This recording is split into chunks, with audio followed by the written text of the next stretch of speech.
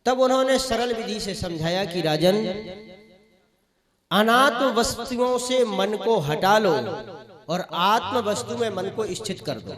बस एक ही बात करो जिससे जीवन मुक्त हो जाएगा। अनात्म वस्तु और आत्म वस्तु क्या है? तो आत्म वस्तु है आत्मा, परमात्मा, और अनात्म वस्तु है जो भी संसार दिख रहा है, जिसमें माया का खेल चलता है।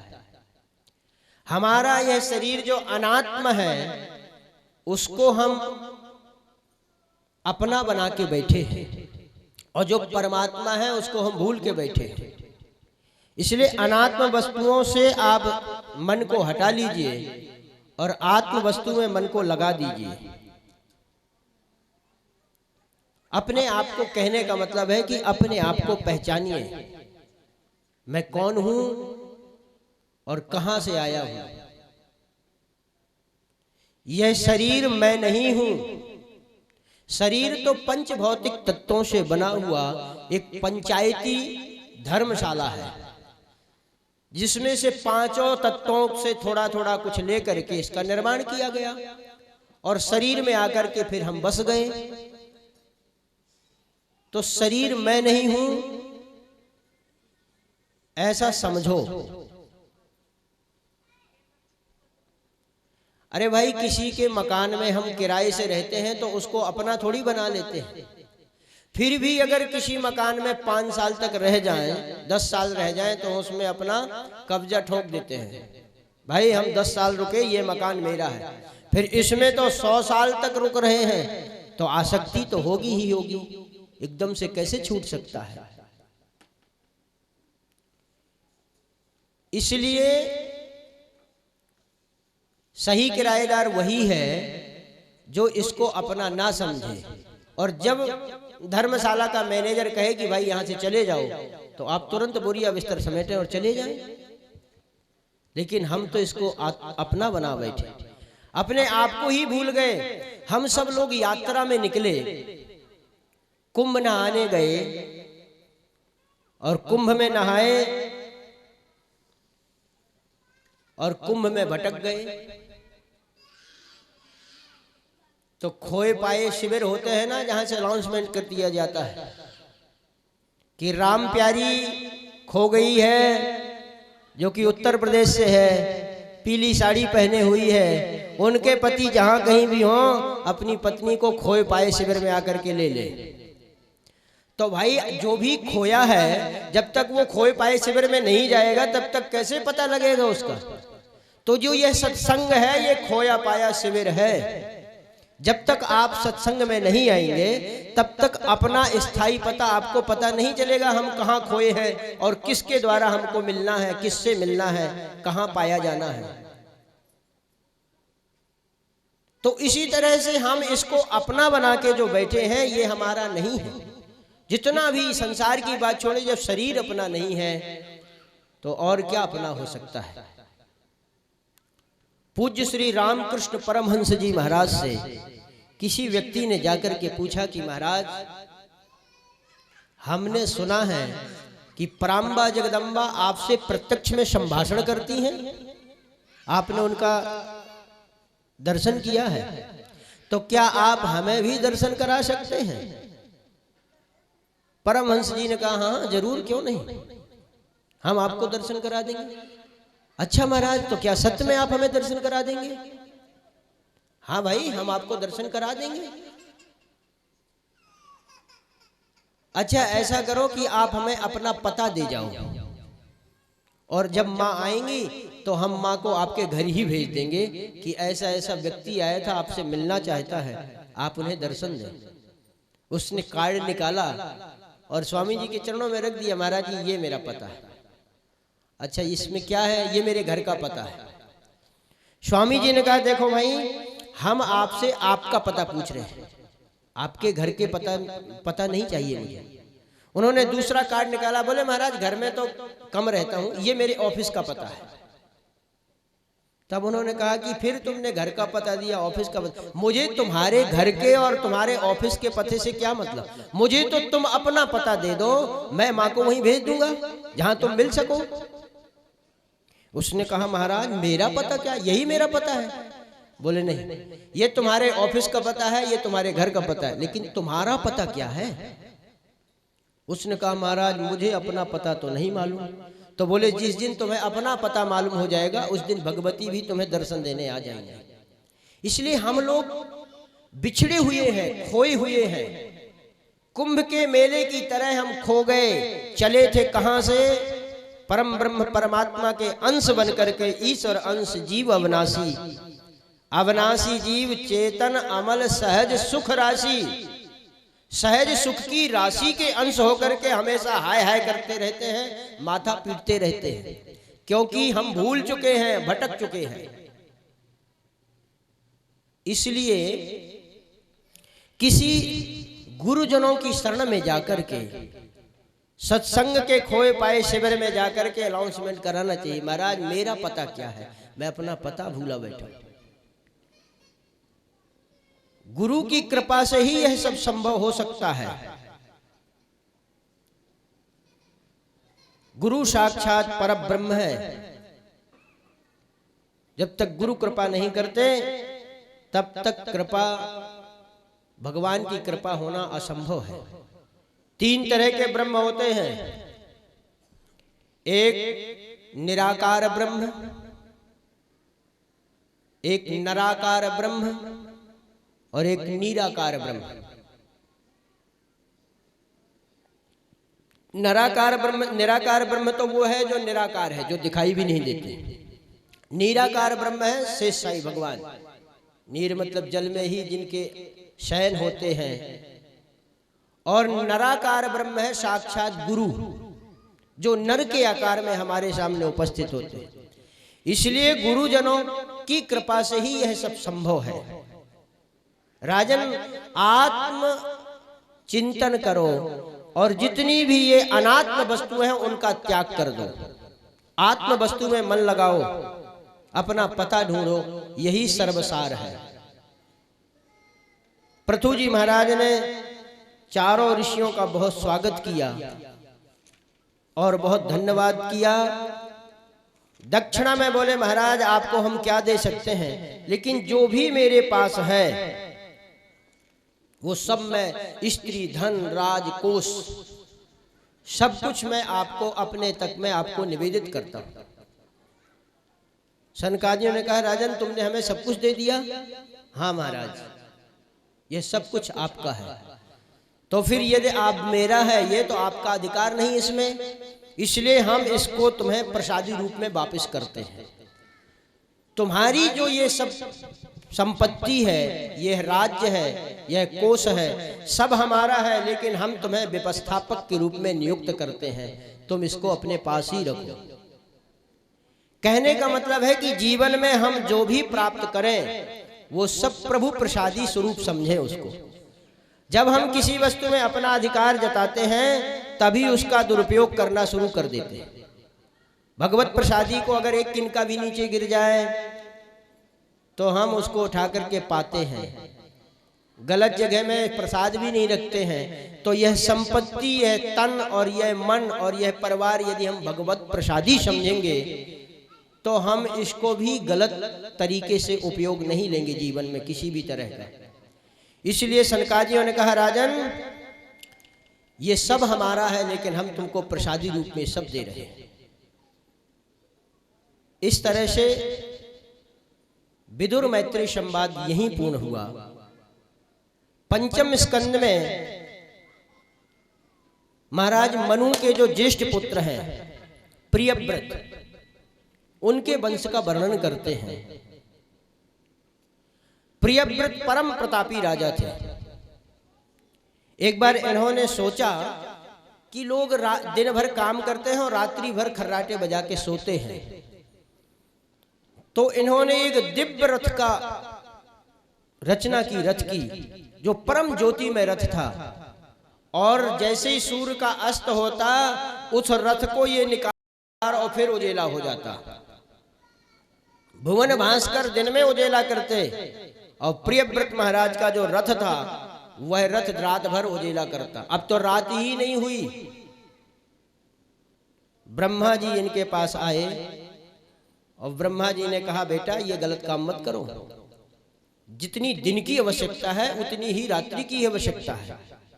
अरे भोगी लोग भोग करते हैं, सोने वाले खर्राटे बजा के सोते हैं, तो योगी लोग रात्रि भर बैठ करके शांति समय में जप भी करते हैं, भजन भी करते हैं, योग आराधना ध्यान आदि भी करते हैं। तो अपना अपना उपयोग करने का विधान है, कौन किस तरह से उपयोग करेगा।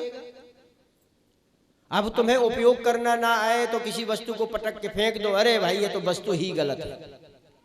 किसी आदमी ने भोजन बनाया और रसोईया ने भोजन बनाया और सब्जी में नमक कम डाला, तो पूरी पंगत के व्यक्ति बोलने लगा अरे आज तो नमक कम है, आज तो नमक कम है, ये क्या बनाया आज नमक कम कर दिया। रसोईया ने बेचारे ने अगले दिन बहुत ध्यान दिया तो नमक डबल डाल दिया, 2 बार डाल दिया। तो फिर सब लोग बोले अरे भाई आज तो खारी सब्जी बना दी, आज तो बहुत ज्यादा नमक डाल दिया। और तीसरे दिन रसोईया से गलती हुई तो उसने खीर में ही चीनी की जगह नमक पेल दिया। सबने कहा अरे राम राम, सब बर्बाद कर दिया, खीर को नमक में बना दिया। तो रसोईया ने नमक का पैकेट उठाया और फेंका, बोले ये नमक ही खराब है, ये पता नहीं मेरे हाथ से क्यों सब जगह चला जाता है, मेरी कोई गलती नहीं, इस नमक की गलती है। अरे भाई नमक का दोष नहीं है, दोष हमारी बुद्धि का है, हमने ध्यान नहीं दिया तो डबल नमक कर गया, खीर में भी नमक चला गया। इसी तरह से आप ऐसा कोई कार्य मत करो जिससे अव्यवस्था हो जाए। ब्रह्मा जी के कहने पर उन्होंने उस रथ को नहीं निकाला। इन्होंने सप्तद्वीप की रचना की, 7 सागरों की रचना की। उसी रथ से जब इन्होंने परिक्रमा लगाई तो 7 सागर बन गए पृथ्वी में। 7 सागरों की रचना की। जम्बूद्वीप की रचना हुई जिसके राजा बने अग्निंद्र, और जम्बूद्वीप के इनके पुत्र हुए 9, जिसमें से 9 खंड कर दीजिए, और उन खंडों के नाम से ही जिस भूमि हम बैठे हैं इसका नाम पड़ा अजनाब खंड। 9 बेटों को एक एक खंड बांट दिया। अजनाब खंड के राजा हुए नाभि, यज्ञ किया और भगवान यज्ञ नारायण प्रकट हुए। प्रकट होकर के भगवान ने पूछा बताइए क्या चाहते हैं राजन। तो राजा तो सकुचाए, लेकिन ब्राह्मणों ने कहा महाराज राजा आपके समान संतान चाहते हैं। तो भगवान ने कहा ठीक है, एवमस्तु, जो आप कहें वो हम देंगे। आप जैसी संतान चाहने की इच्छा रख करके यज्ञ हुआ है, इसलिए संतान हमारे जैसी मिलेगी। और ब्राह्मणों के कहने पर भगवान ऋषभ का जन्म हुआ। ऋषभ देव जी महाराज प्रकट हुए। इनका विवाह इंद्र की बेटी जयंती के साथ में हुआ। इनके जो बड़े पुत्र थे जिसका नाम भरत पड़ा, जिनके ही नाम से इस अजनाब खंड का भारतवर्ष नाम पड़ा। ऐसे प्रतापी राजा थे। ऋषभ देव जी ने एक बार अपने पुत्रों को बुलाया और पुत्रों को 2 बातें कही। बेटाओं, जीवन पाकर के जिंदगी में 2 ही बात है, 2 ही सुख है, 2 ही आनंद है। एक है विषयानंद और एक है ब्रह्मानंद। विषयानंद तो 84 लाख योनियों में से हर योनि में मिल जाएगा। परिवार पालना, बच्चों को पैदा करना और विषयों में रमे रहना, ये तो हर योनि में होता है। लेकिन ब्रह्मानंद तो केवल और केवल इस शरीर से ही प्राप्त हो सकता है। इसलिए पुत्रों, नायम देहो देह भाजाम नृलोके तपो दिव्यम पुत्र कायेन सौख्यम। यह देह केवल भोग विलास के लिए नहीं मिली है, रात भर सो दिन भर पेट भरने के चक्कर में डोलते रहो, नहीं। तपो दिव्यम पुत्र कायेन सौख्यम। अरे पुत्रों, इसका एक ही मकसद है, दिव्य तप। तो बोले महाराज तप क्या है और दिव्य तप क्या है? काया क्लेशो ही तपः जिसमें से काया को क्लेश हो, कष्ट मिले, उसी को तप कहते हैं। हमने 9 दिन का व्रत रखा है, जल भी नहीं पिएंगे, इससे क्या होगा? इंद्रियां शिथिल होंगी, काया को क्लेश होगा, मन ज्यादा चलायमान नहीं रहेगा। लेकिन 9 दिन व्रत रख के भी हम अगर इसी षटकर्म में लगे रहे, नून तेल लकड़ी में, तो व्रत करना व्यर्थ हुआ। व्रत का एक ही कारण था कि हम भगवती की आराधना करेंगे तो हमारी इंद्रियां और मन उसमें दखल ना दें, ताकि ये पुष्ट ना हो और हम व्रत रखें और अपने मन को वहां लगाएं। तो ये तप है। और तप करने के बाद भी जरूरी नहीं है कि आपकी मन की वृत्ति खत्म हो जाए। अरे भाई, हिरण्याकश्यप ने भी तो तप किया था, और ऐसा तप तो किसी ने कभी नहीं किया जैसा हिरण्याक्ष और हिरण्याकश्यप ने किया। तो क्या उनको भगवत प्राप्ति के लिए तप का महत्व था? इसलिए तप काया क्लेशो ही तपः। तो बोले दिव्य तप क्या है? दिव्य तप कहते हैं प्रेम को। रमा बिलास राम अनुरागी, तजत बवन एव नर बड़ भागी। तुलसीदास जी कहते हैं कि भक्त वही है जो रमा के बिलास को बमन के समान त्याग दे। ऐसा बड़भागी नर कोई कोई होता है। तप में हमें त्यागना पड़ता है, लेकिन प्रेम में अपने आप त्याग दिया जाता है। भरत जी महाराज को राज्य मिल रहा था, लेकिन उन्होंने राज्य नहीं लिया। मीरा महारानी परम भक्ता थी और ऐसा दिव्य तप किया कि राजघराने में रह करके भी, और मीरा जी परम प्रेमिका बनी।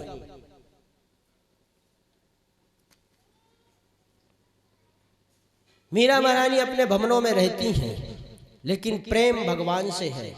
बंधन के कारण बाहर नहीं निकल सकी, संन्यास योग में नहीं जा पाई। मीरा महारानी अपनी रचनाओं में अपनी खुद की वर्णन करती हैं कि मैं कैसे कैसे जीवन मैंने व्यतीत किया और मेरी क्या क्या दशा हुई भगवत प्रेम में। मीरा जी एक जगह कहती हैं, ना तो नाम गोजी मासू तनक न छोड़ो जाए, पानायों पीली पड़ी लोग कहें पिंडरो, छाने लांघन में कियो पिया मिलन के यो। मीरा जी अपनी दशा बता रही हैं कि मेरी क्या दशा हुई। मीरा जी कहती हैं, मैं पूर्णतः पीली पड़ चुकी हूं, क्योंकि मैंने 96 दिन से कुछ भी नहीं खाया। भगवान के विरह में मीरा जी महलों में तो हैं, लेकिन 96 दिन से अन्न का कंज भी कंठ के नीचे नहीं गया। मीरा जी पीली पड़ गई। लोगों ने कहा, अरे भाई मीरा जी पीली पड़ गई, इसका मतलब लगता है इनको पिंड रोग, पीलिया हो गया। लोग कहें पिंड रोग, छाने लांघन में कियो पिया मिलन के जो। बाबुल वैद्य बुलाइया मारी पकड़ दिखाई मारी बाँ। जब पता चला राजा को कि मीरा जी को पीलिया हो गया तो वैद्य को बुलाया और वैद्य ने बाहें पकड़ी। मीरा जी कहते, अरे मूर्ख वैद्य, जो बीमारी मुझे है उसकी दवा तेरे पास नहीं है। जा बैदा घर आपने तुम्हारो नाम न ले। अरे वैद्य तू अपने घर जा, क्योंकि मेरी बीमारी का इलाज तेरे पास नहीं है। तुम इस बीमारी को नहीं समझ सकते हो। मैं तो दाझी बिरह की तू औषध का है कूदे। मेरी बीमारी तो बिरह है, और बिरह की बीमारी में तेरी ये औषधि मेरे काम में आने वाली नहीं है। इसलिए वैद्य तू अपने घर को जा। प्रेमी की यह दशा होती है। प्रेमी कभी प्रियतम से बदले की भावना नहीं चाहता। क्या मीरा जी ने भगवान को देखा है? नहीं, परंतु मीरा जी को शुरू से संस्कार ऐसे मिले हैं। मीरा जी जब छोटी थी, इनके बाबा चतुर्भुजनाथ की, चार भुजानाथ की पूजा करते। एक दिन बीमार हो गए तो दादाजी ने कहा कि मीरा बच्ची है, मैं बीमार हो गया हूं, तो मीरा तुम जाकर के और भगवान का भोग लगा दो। तो मीरा जी गई और भोग लगाया, लेकिन भोग तो भगवान ने पिया नहीं, दूध पिया नहीं। तो मीरा जी बहुत गुनगुनाई कि भाई पी लो, ऐसे मत करो। जब दूध, कई बार मीरा जी ने कहा, कभी अंदर कटोरा रखती, फिर पर्दा बंद करती, फिर देखा कि नहीं पिया। लेकिन मीरा जी का प्रेम था, भगवान प्रेम के बसी हुई भूत होकर के मीरा जी के दिए हुए दुग्ध का पान कर गई। तो उनके बाबा तो नित्य भोग लगाते और भरा हुआ कटोरा बाहर ले आते। जब कुछ स्वस्थ हुए तो एक दिन मीरा जी भोग लगाने गई और ऐसे ही आ गई। तो उनके दादाजी ने कहा, बेटा हमें प्रसाद तो दे दो। तो मीरा जी ने कहा कि प्रसाद काहे का, मैंने भोग लगाया और चार भुजानाथ पी गए। तो कुछ नगर के प्रतिष्ठित लोग उनसे मिलने आए थे। इनके दादाजी ने कहा, बेटी झूठ बोल रही हो, तुम में झूठ बोलने का संस्कार आ गया है। मीरा जी ने कहा, नहीं दादा, जब भगवान पी गए तो अब मैं क्या करूं। नगर के लोगों ने कहा, बच्ची है, दूध स्वादिष्ट हुआ होगा तो इसने पी लिया होगा। मीरा जी बोली, नहीं, मैं झूठ नहीं बोल रही हूं, भगवान ने दूध पिया है। तो मीरा जी के दादाजी ने कहा, जब जिसने एक बार दूध पिया वो दोबारा भी पी सकता है। मीरा जी ने कहा, हाँ, जिसने एक बार पिया है वो दूसरी बार भी पिएगा, वो तो रोज भी पीता है मेरे साथ। तो सब लोगों के मध्य में मीरा जी से कहा गया कि चलो अब चार भुजानाथ को दूध पिलाओ। मीरा जी ने अंदर कटोरा रखा और दुग्ध का कटोरा पहुंचा भगवान के पास में, तो भगवान ने दूध नहीं पिया। अब मीरा जी ने कहा, हे देवता, अगर आज तुमने दूध नहीं पिया तो मेरी तो झूठी बात हो जाएगी। पी ले दूध मान जा देवता। अरे देवता, आज तो दूध पी ले। और मीरा जी भगवान से कहते कहते कहीं मैं झूठी ना हो जाऊं, क्योंकि भक्त का एक ही बात होता है, सज्जन व्यक्ति की एक ही बात होती है, मैं झूठा ना कहीं ठहर जाऊं, भले प्राण चले जाए। मीरा जी प्रार्थना करते करते अचेत हो गई। चार भुजानाथ ने मीरा जी को उठाया, एक हाथ से दूध पिया, दूसरे हाथ से मीरा जी को सहलाया, होश में लाए। और उस दिन दूधा जी महाराज जो उनके दादा थे, उनकी तपस्या को मीरा जी ने सफल किया। ऐसी भक्ता थी मीरा जी। हम लोग सोचते हैं कि बुढ़ापे में भक्ति कर लेंगे, हम लोग भगवान को पाएंगे, केवल अपने आप को और भगवान को धोखा दे रहे हैं। कभी कोई कहे कि मैं पीएचडी करूंगा 80 साल के बाद में, क्या वो पढ़ पाएगा? ये पढ़ाई तो, जब सांसारिक पढ़ाई हमको शुरू से लगना पड़ता है, तो क्या भगवान, इस माया से युद्ध करना साधारण बात है? हर क्षण भगवत संगति और भगवत नाम होना चाहिए। भगवान ये नहीं कहते कि आप सर्वस्व छोड़ दो और फिर बैठ के मुझे ध्याओ, नहीं। कर विध कर्म करिए विध नाना, मन राखो जहाँ कृपा निधाना। केवल मन की आवश्यकता है, संसार को आपके शरीर की आवश्यकता है और भगवान को मन की आवश्यकता। लेकिन हम लोग सब उल्टा करते हैं, मन देते हैं संसार में और शरीर से बैठ जाते हैं भगवान के पास। कोई जरूरी नहीं है, भगवान को शरीर की आवश्यकता नहीं है। मीरा जी को शुरू से संस्कार था। मीरा जी छोटी थी, गांव में बारात आई और मीरा जी ने पूछा, माँ ये कौन है, ये सब लोग क्या कर रहे हैं? बोले ये बारात है। और महलों से माँ देख रही थी, मीरा जी को दिखा रही थी। तो जो घोड़े में बैठ करके जा रहा था, मीरा जी ने पूछा, मैया ये कौन है? माँ ने कहा, ये तुम्हारी सखी का दूल्हा है, दूल्हा है। तो मीरा जी ने कहा, मेरा दूल्हा कहाँ है? तो माँ ने केवल बहलाने के लिए मीरा जी से कहा कि तुम्हारे दूल्हा मंदिर में बैठे हैं, यही तुम्हारे दूल्हा है। उस दिन से मीरा जी ने ही गिरधर गोपाल को अपना पति समझ लिया। देखिए छोटी सी अवस्था में वह निष्ठा आज भी परिपक्व है मीरा जी की। मीरा जी सयानी हुई, सबने सोचा कि मीरा की शादी की जाए, संबंध किए जाए। तो जब मीरा जी को पता चला तो माँ के पास में पहुंची, बोली माँ क्या हो रहा है। माँ ने कहा बेटी, कोई भी बेटी अपने घर में कब तक माँ बाप रख सकते हैं, तुम्हारी शादी करेंगे। तो मीरा जी ने कहा कि हमारी शादी तो हो चुकी है और मेरा पति तो बन चुका है। तो इनकी माँ घबरा गई कि ये क्या बोल रही है, हम राजसी खानदान के हैं और बेटी कहीं हमारी नाक न कटवा दे। बोले बेटी तुम्हारी शादी और तुम्हारे पति कौन है, कैसी बात कर रही हो, अगर तुम्हारे पिताजी या दादाजी को पता चलेगी तो वो कहाँ रहेंगे। वो घबराई। उन्होंने कहा माँ आपने ही तो कहा था कि तुम्हारे पति गिरधर गोपाल हैं, मैंने तो उन्हीं को अपना पति माना है। मैया बोली बेटा मैंने तो तुझे केवल बहलाने के लिए बोल दिया था। मीरा जी बोली तुम केवल बहला रही थी, लेकिन मैंने तो उनको ही पति माना। और माँ पति तो एक ही होता है दुनिया में, दोबारा शादी नहीं होती है।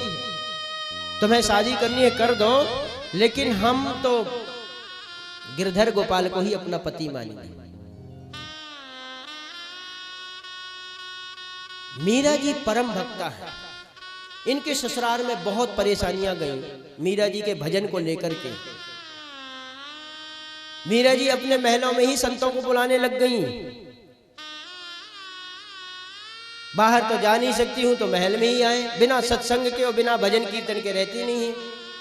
मीरा जी को तो नृत्य करना है, लेकिन गिरधर गोपाल के लिए तो जब तक कोई गाएगा बजाएगा नहीं तो कैसे नृत्य होगा। अंदर सब लोग आने लग गए। एक दिन किसी ने कहा इनके ससुर से कि आपके घर में ये जो मीरा है ना, ये संतों को बुलाती है और यहाँ कई प्रकार के संत रूप में आते हैं जो राज का भेद जान जाएंगे, तो आप इनको बंद करो कि यहाँ किसी संत को ना बुलाएं। मीरा जी बोली मैं तो बुलाऊंगी, लेकिन यहाँ ऐसा कोई भी नहीं आता है। मीरा से बिना संतों के नहीं रहा जाता। एक दिन इनको पता चला कि इनके महल में संत के वेश में बाबर को आना है। बाबर इनसे चिढ़ता था बाबर, और बाबर ने भी सोचा कि मैं अंदर जाऊंगा फिर राजा को चिढ़ाऊंगा कि देखो तुम मुझे क्या रोक पाओगे, मैं तो तुम्हारे अंतःपुर तक पहुंच जाता हूं। और एक दिन बाबर संत वेश में आया और बाबर बैठा रहा, और बाबर ने एक मीरा जी के गिरधर गोपाल के लिए सुंदर सी स्वर्ण मुद्राओं की माला सौंपी, छोटी छोटी मड़ियों के सहित। और बाबर चला आया। बाबर ने एक दूत भेजा और कहा कि राजा से बोलो कि देखो हम तुम्हारे आज अंतःपुर तक गए थे, जो तुम्हारी भक्ता मीरा है उसके यहाँ हमने रहे, और अगर तुम प्रमाण पूछो कि तुम कहाँ गए थे, कैसे पता तुम झूठ बोल रहे हो, तो मैं ये बोल रहा हूँ कि जो मैंने उसके गिरधर गोपाल के लिए माला भेंट की है, उसकी एक एक मणि में बाबर बाबर बाबर बाबर लिखा हुआ है, पहचान कर लीजिए, जाइए। जैसे राजा को पता चला तो राजा आए, उन्होंने दूतों को भेजा, खुद आए, देखा तो माला थी वहां। मीरा जी से कहा कि तुम्हारे यहाँ कोई बाबर आया है। मीरा ने कहा हमारे यहाँ कौन सा बाबर और कौन सा गाबर आता है हमें पता नहीं, हम तो संत स्वरूप में बुलाती हैं, और यहाँ कोई बाबर नहीं आया, ये मैं गारंटी के साथ कह सकती हूँ। राजा ने कहा देवी यहाँ बाबर भी आया और अपना प्रमाण भी दे गया है। बोले क्या प्रमाण है? बोले ये माला गिरधर गोपाल के यहाँ से उतारो और देखो इसमें बाबर की एक माला है जिसमें बाबर बाबर लिखा है। मीरा ने प्रार्थना की कि यदि बाबर आज आया और इस माला में बाबर का नाम आया तो कल से संतों का आना बिल्कुल प्रतिबंधित हो जाएगा, फिर तो मैं बुला भी नहीं पाऊंगी। तो जैसे ही वो माला उठाई और उसमें देखा गया तो भगवान की कृपा से मीरा की लाज बताने के लिए उसमें बाबर की जगह गिरधर गिरधर लिखा मिला। सब अचंभित रह गए कि अरे बाबर के माला में गिरधर गिरधर लिखा है। ऐसी परम भक्ता मीरा जी। मीरा की गिरधर जो है उसकी हर समय रक्षा लाज करते हैं। आज तक मीरा ने भगवान को नहीं देखा। हम लोग इतने सत्संग, कथा, तीर्थ यात्रा सब कुछ करते हैं, फिर भी हमें शंका होती है कि क्या भगवान भी हैं कि नहीं, भगवान होते भी हैं कि नहीं। लेकिन मीरा जी की ये दुर्दशा महलों में रह करके, प्रेमी को तप करके त्यागना नहीं पड़ता। दिव्य तप यही है जो अपने आप त्याज्य हो जाती हैं वस्तुएं। हमें कुछ भोगने का सुध भी नहीं रहता, किसी तरह का ख्याल भी नहीं रहता। मीरा महारानी कहती हैं, मास गल गल छीजिया करक रहो गलमा, आंगुरियाणी मूंदड़ी मारे आवन लागी वां। शरीर इतना छिन्न हो गया मीरा जी का, इतनी पतली दुबली है। मीरा जी कहती हैं, आंगुरियारी मूंदड़ी मारे आमन लागी बाएं। जो मुदरी, जो अंगूठी अंगुरी में पहनी जाती है, वो मीरा जी अपनी बाएं में पहनने लगती। केवल और केवल प्राण नहीं निकल रहे हैं, बाकी तो मीरा जी का कुछ बचा ही नहीं शरीर में। मीरा जी के आंगन में कौआ कांव कांव करता है। मीरा जी कौआ से कहती हैं, अरे कागा, कांव कांव क्यों करता है? क्या तुझे मांस चाहिए? क्या तुझे मांस खाना है? अगर तुझे मांस खाना है तो मैं तुझे ये अपना कलेजा निकाल के दे रही हूं। तू इस कलेजे को यहां मत खाना। अगर खाना है तो इसको श्रीधाम वृंदावन लेके जा, और वहां मैंने अपने प्रीतम को तो नहीं देखा। ठीक है, मेरा प्राणांत हो जाए तो शायद मेरे प्रीतम ही मेरे इस कलेजे को देख ले, तो भी मेरी तपस्या सफल हो जाएगी। कांव कांव क्यों करता है तू? इस तरह से मीरा की दशा का व्याख्यान उन्होंने अपने पदों में किया है। तेरी नगरी रे राणा, तेरी नगरी मेरी वृंदावन ससुराल, संभाल राणा तेरी नगरी मेरी वृंदावन ससुराल, संभाल राणा तेरी नगरी मेरी वृंदावन ससुराल, संभाल राणा तेरी नगरी।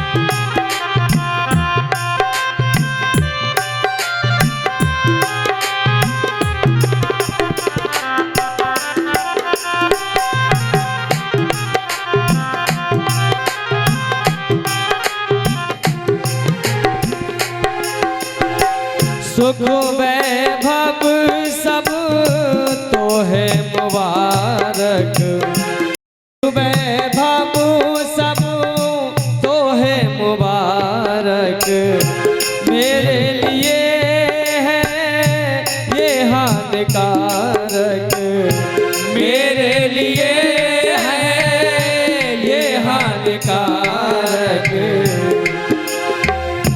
मोड़ बसे घरवा संभाल राणा तेरी नगरी मेरी वृंदावन ससुराल, संभाल राणा तेरी नगरी।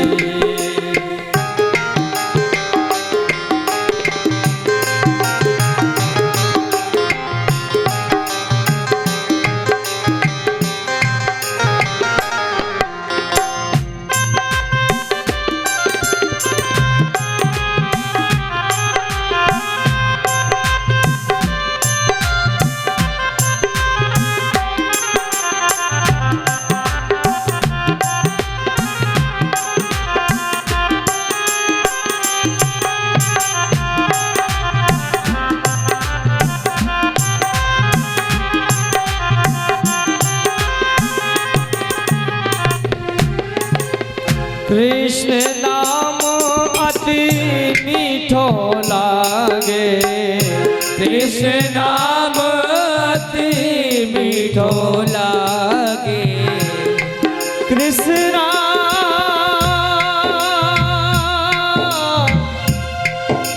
कृष्ण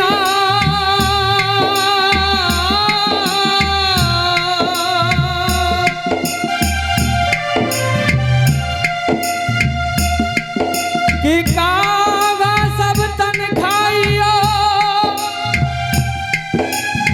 मेरा चुन चुन खाइयो मांस, दोने ना मत खाइयो, मोह पिया मिलन पिया। हो कृष्ण नाम अति मीठो लागे, कृष्ण नाम अति मीठो लागे, दुनिया को सुख फीको लागे, दुनिया को सुख फीको लागे, मोहे ना भावे संसार, संभाल राणा तेरी नगरी, मेरी वृंदावन ससुराल, संभाल राणा तेरी नगरी।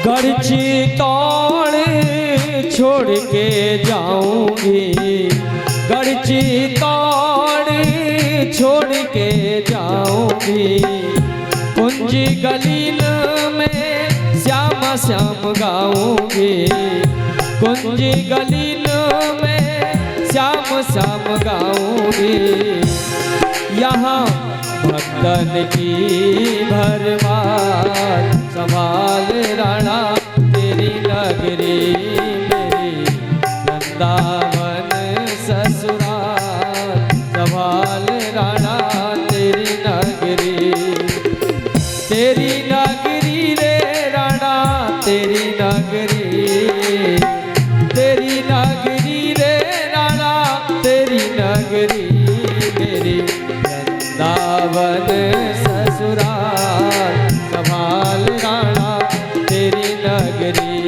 मेरी वृंदावन ससुराल, संभाल राणा तेरी नगरी, मेरी वृंदावन ससुराल, संभाल राणा तेरी नगरी, मेरी वृंदावन ससुराल, संभाल राणा तेरी नगरी। बोलिए गिरधर गोपाल की जय। ऋषभ जी महाराज कहते हैं जीवन का एक ही सार्थकता है जीवन की,